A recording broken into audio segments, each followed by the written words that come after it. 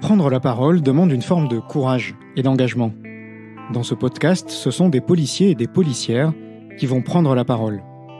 Ils vont nous raconter, vous raconter, une expérience professionnelle qui les a profondément marqués, au point parfois d'influer sur le cours de leur carrière. Police, le podcast. Nous sommes en janvier 2006 dans le Nord. Les pompiers, j'écoute, quelle est votre urgence ? Les pompiers sont appelés par un couple, une mère de 2 garçons de 5 et 7 ans, et son nouveau compagnon. Ils ont retrouvé le plus jeune des 2 frères inanimé dans son lit. Sur place, les pompiers constatent en réalité le décès de l'enfant. Les explications du couple sont confuses, et les pompiers alertent les policiers. C'est comme cela que le grand frère arrive dans le bureau de Martine. À l'époque, elle est officier à la brigade des mineurs, une policière déjà expérimentée, et pourtant l'histoire de cet enfant la bouleverse. Je vois arriver un petit garçon avec sa cage et son hamster, qui est le petit garçon qu'on peut rencontrer dans tant de familles. Et derrière, j'ai conscience que ce qui vient de se passer, c'est dramatique.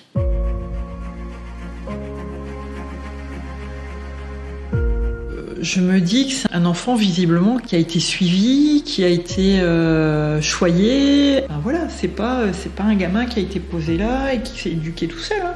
C'est un gamin qui a une bonne qualité de langage, qui a un bon, qui a un vocabulaire assez riche pour son âge. On sent que derrière il y a eu de l'éducation en fait. Le gamin, de bonne famille qui a eu des parents attentifs, voilà. Le contexte familial, c'est une dame qui travaille en plus dans une école. Elle a toujours vécu là, les gens de la commune l'apprécient. Elle a 2 enfants d'une précédente union, qu'elle éduque bien.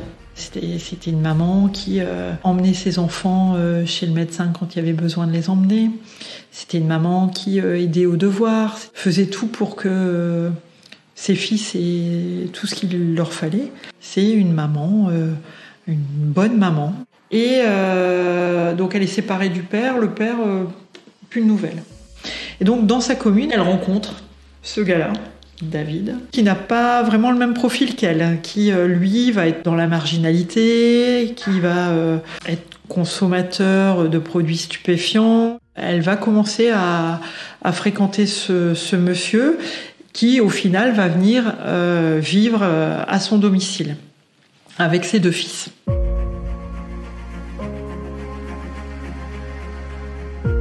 Voilà pour le contexte. Les premières auditions débutent, et pendant que le couple est entendu par la brigade criminelle, l'aîné est reçu par Martine. C'est vraiment très compliqué pour un enfant de venir témoigner, de venir parler dans un commissariat. Dans toutes les brigades des mineurs, on essaye de faire en sorte que les locaux soient plus accueillants, que ça ressemble plus à une crèche ou à une école qu'à un commissariat. Donc la première phase de l'entretien, en fait, on essaye de le mettre à l'aise. Et donc je vais lui demander avec qui il vit. Et là, je vais avoir la réponse d'un enfant. Je vis avec maman, avec David et avec mon frère, mais il est mort, alors est-ce qu'on le note ? Et je vais avoir un enfant qui va être très dans la retenue. On a ce qu'on appelle le langage verbal et le langage non verbal. Et en fait, ce gamin-là, quand j'aborde certaines questions, je sens qu'il se ferme physiquement. Il a peur. Il veut pas endosser la responsabilité de dire des choses dont il a connaissance, mais il a vu des choses.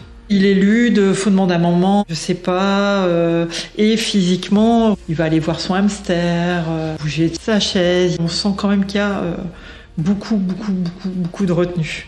J'insiste pas, je passe à autre chose.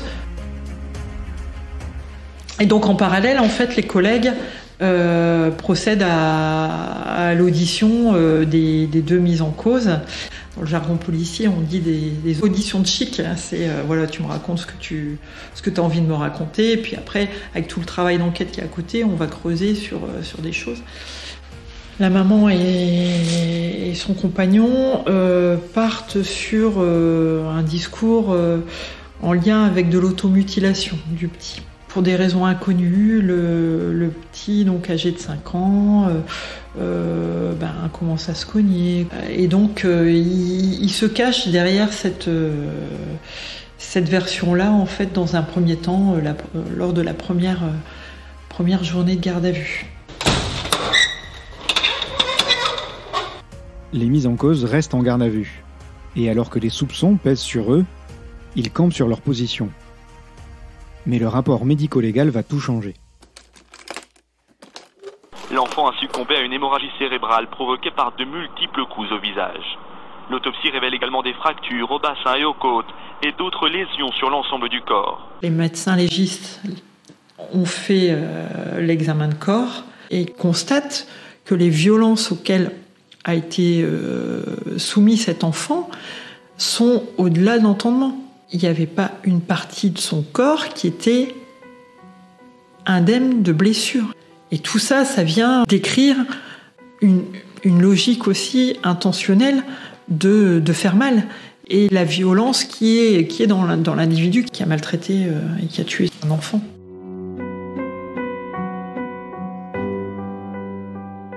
La deuxième journée d'audition débute. Les enquêteurs ont entendu des proches du couple et tous disent avoir remarqué l'état de santé préoccupant de l'enfant et avoir alerté la mère. Ces témoignages, ainsi que le rapport médico-légal, permettent de soulever les incohérences du récit. On les réentend le lendemain matin. Mon collègue de la crime fait monter le mis en cause dans son bureau. Il va continuer à lui expliquer, par exemple, que oui, c'est vrai, là, il avait vu se cogner volontairement contre un mur. Et en parallèle, donc un autre collègue de la brigade prend la maman. Et là, voilà, il lui dit, écoutez, madame, voilà, vos explications, elles tiennent pas la route. Donc, dites-nous ce qui s'est réellement passé. Et on va avoir une maman qui va expliquer jour après jour le calvaire de son fils. Donc au départ, ça va commencer par des petites claques et de fil en aiguille, ça va aller de plus en plus loin. Donc elle est capable de donner les journées où ça se passe. À l'hôtel, on était partis sur la côte, il lui a mis un coup de pied, il l'a fait tomber. Un jour, on est parti dans un centre commercial, il y avait de la neige, il y avait du gel, et il l'a jeté dans le fossé, plein d'eau froide. Et voilà, et elle va décrire le calvaire de son fils.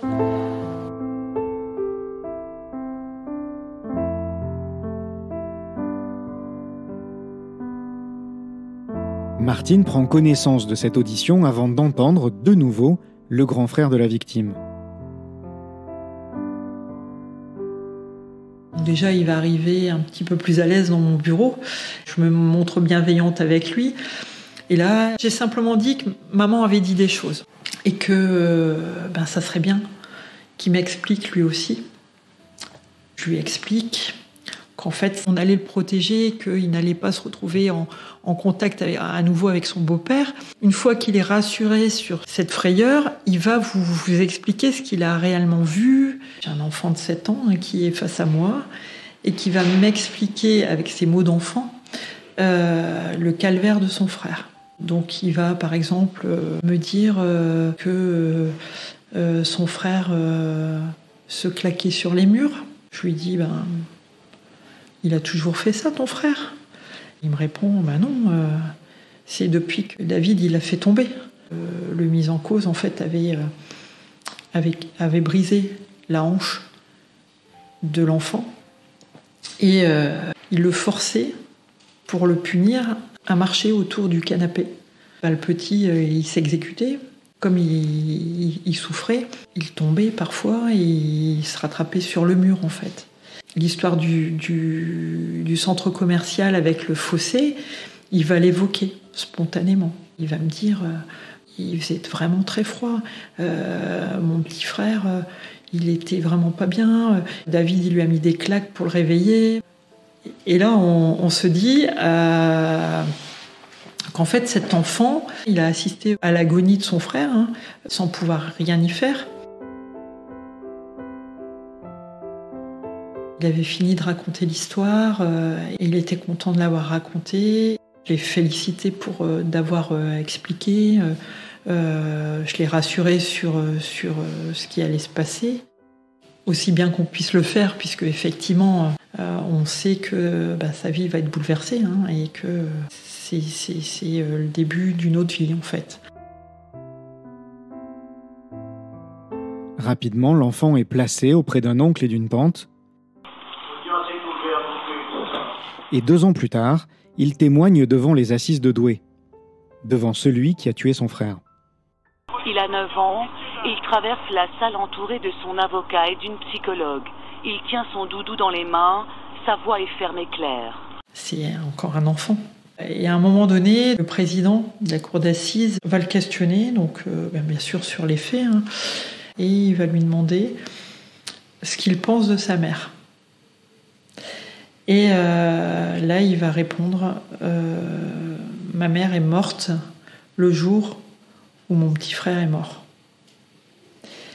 On a dans la salle un silence absolu qui s'est fait. Et on se dit que ce petit bonhomme, finalement, il a une sacrée force de caractère. Vous êtes un petit bonhomme de 9 ans et vous vous avancez vers cette barre qui n'est pas à votre taille, puisque forcément... et vous arrivez à dire ces mots-là. En sachant que votre mère est dans la salle et que votre beau-père, celui qui vous a tant effrayé, il est là aussi. Le meurtrier de l'enfant a été condamné à la réclusion criminelle à perpétuité. Sa mère, qui n'avait rien fait pour empêcher qu'il soit frappé, est condamnée à 30 années de réclusion. Le hasard a voulu que j'ai, de façon complètement inattendue, des nouvelles du grand frère, entre guillemets.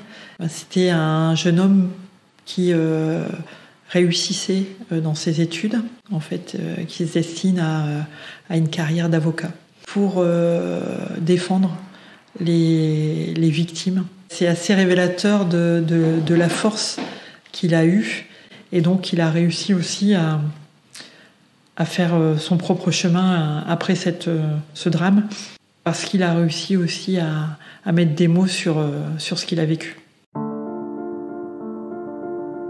Presque 20 ans après les faits, Martine s'interroge toujours sur cette affaire. Une affaire qui lui a aussi fait prendre conscience du caractère à la fois précieux et fragile de la parole d'un enfant.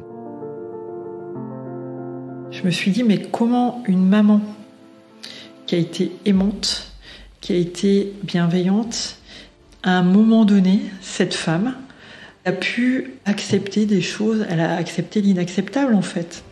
Elle a donné au moment du jugement des explications. Elle avait une très mauvaise image d'elle. La rencontre de son concubin, pour elle, c'était une chance. Et d'ailleurs, à l'audience, elle a dit « Mais comment voulez-vous qu'on puisse s'intéresser à moi ?» Ça m'a fait prendre conscience que tu peux être quelqu'un de normal et à un moment donné, de faire des choses complètement irrationnelles. Oui, monsieur et madame tout le monde peuvent à un moment donné partir dans quelque chose complètement impensable.